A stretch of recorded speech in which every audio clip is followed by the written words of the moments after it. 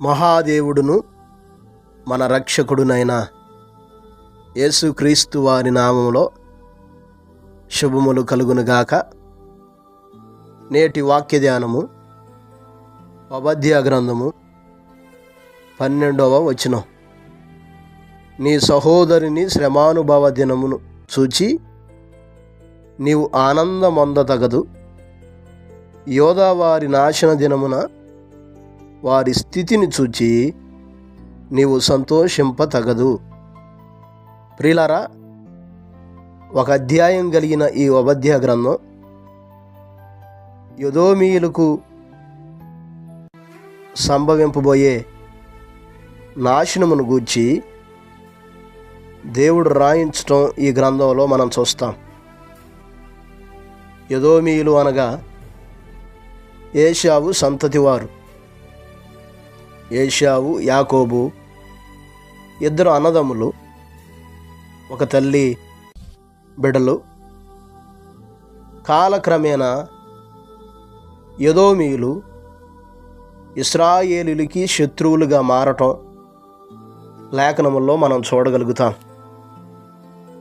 ముఖ్యంగా నెబుకద్నెజరు యెరూషలేము పైకి దండెత్తి వచ్చినప్పుడు ఎదోమీయులు అతనికి సహాయం చేయటం,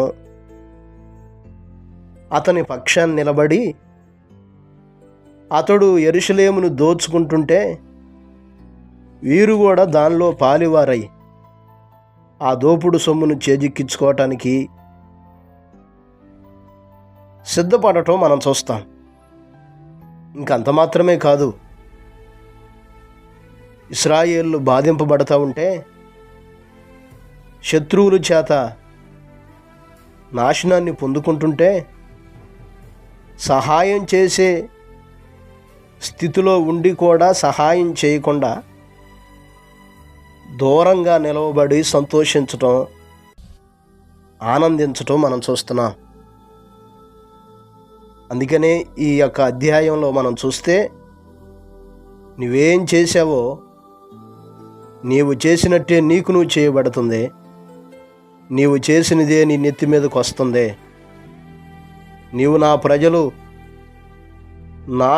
నశించబడే స్థితిని చూచి నువ్వు సంతోషిస్తున్నావు గనుక ఈరోజు నువ్వెవరితో ఒప్పందపడ్డావో, ఎవరితో నువ్వు సంధి కుదుర్చుకున్నావో వారే నిన్ను మోసపుచ్చి నీకు బలాత్కారము చేసేటట్లుగా, నీవు ఎంత ఉన్నతమైన స్థితిలో ఉన్నా కూడా అక్కడి నుండి నేను నిన్ను కిందకు పడద్రోస్తానని దేవుడు మాట్లాడటం ఈ గ్రంథంలో మనం చూస్తాం.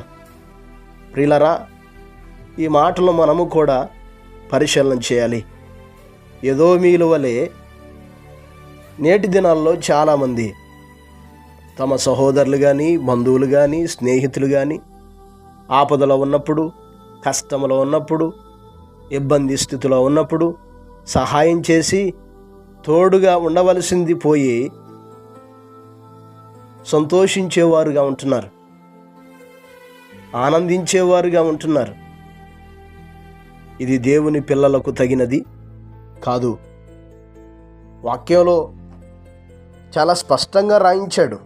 సామెతల గ్రంథం 24వ అధ్యాయం 17వ వచనం చదివితే, నీ శత్రువు పడినప్పుడు సంతోషింపకము, వాడు తొట్టిల్లినప్పుడు నీవు మనసున వల్ల సింపకము. శత్రువు పడితేనే సంతోషించొద్దని దేవుడు తెలియజేస్తున్నాడు.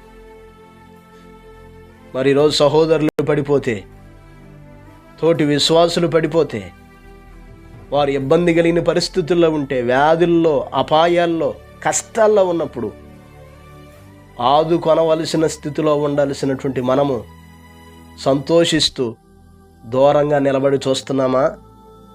ఇట్టి స్థితి మనకు తగినది కాదు. ఈ జీవితం మనం జీవించాల్సినటువంటిది కాదు. మీరు సామెతల గ్రంథం 17వ అధ్యాయం 5వ వచనం చదివితే, బేదలను ఎక్కిరించువాడు వారి సృష్టికర్తను నిందించువాడు, ఆపదను చూచి సంతోషించువాడు నిర్దోషిగా ఎంచబడడు. ఎదుటివారి ఆపదను ఎదుటివారి దుఃఖాన్ని చూచి సంతోషించటం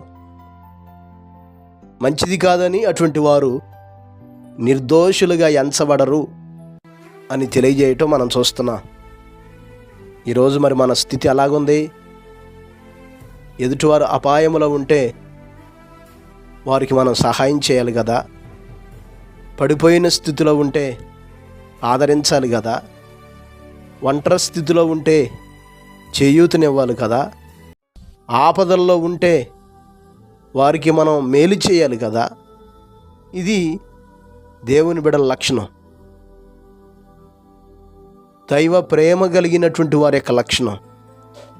నిజమైన ప్రేమ కలిగిన వారు దుర్నీతి యందు సంతోషించక సత్యమునందు సంతోషించేవారుగా ఉంటారని లేఖనాల్లో మనం చూడగలుగుతాం. కనుక ఈ మాటలు వింటున్నటువంటి మనం, నీవు ఒకవేళ ఎదుటివారి పడిపోతే, ఆపదలో ఉంటే, కష్టంలో ఉంటే, సంతోషించే మనసు నీకుంటే అది మనకు తగినది కాదు. అది దేవుడు మెచ్చేది కాదు. దేవునికి యోగ్యమైన జీవితం కాదు. కనుక అటువంటి జీవితాన్ని విడిచిపెట్టేద్దాం. ఆపదలో ఉన్నవారి కోసం, కష్టంలో ఉన్నవారి కోసం, ఇబ్బందుల్లో ఉన్నవారి కోసం ప్రార్థన చేద్దాం. ఒకవేళ దేవుడు వీలు కల్పిస్తే వారికి సహాయం చేద్దాం. అట్టి కృపను దేవుడు మనకు దయచేయును గాక. పరిశుద్ధుడైన మా దేవ, గొప్ప కాపరి, అపారమైన మీ ప్రేమను బట్టి, ఘనమైన మీ నామాన్ని బట్టి మీకు వందనాలు, స్తోత్రాలయ్యా. ఈ ఉదయకాల సమయంలో మరొక మారు మీరు మాతో మాట్లాడుతూ వచ్చారు తండ్రి. స్తోత్రాలు. వాక్యం ప్రతి బిడ్డను బలపరచండి, జ్ఞాపకం చేసుకోండి ఆయన. వారు జరిగిస్తున్న ప్రతి పని పాటల్లో మీ సన్నిధిని తోడుగా ఉంచండి. ఆపదలో, ఇబ్బందుల్లో, వ్యాధులతో, బాధలతో నలిగి కృంగి అలసిపోయిన జీవితాలన్నిటినీ బలపరచండి తండ్రి. లేవనెత్తండి రాజా. మీ స్తోత్రాలయ్యా. ప్రతి ఒక్కరికి ఈ రోజంతా మీ సన్నిధిని తోడుగా ఉంచి మీ కృపలతో ఆవరించమని యేసు నామమున అడిగి వేడుకొనుచున్నాము తండ్రి. ఆమేన్. ప్రభు కృప మీకు తోడయ్యుండును గాక.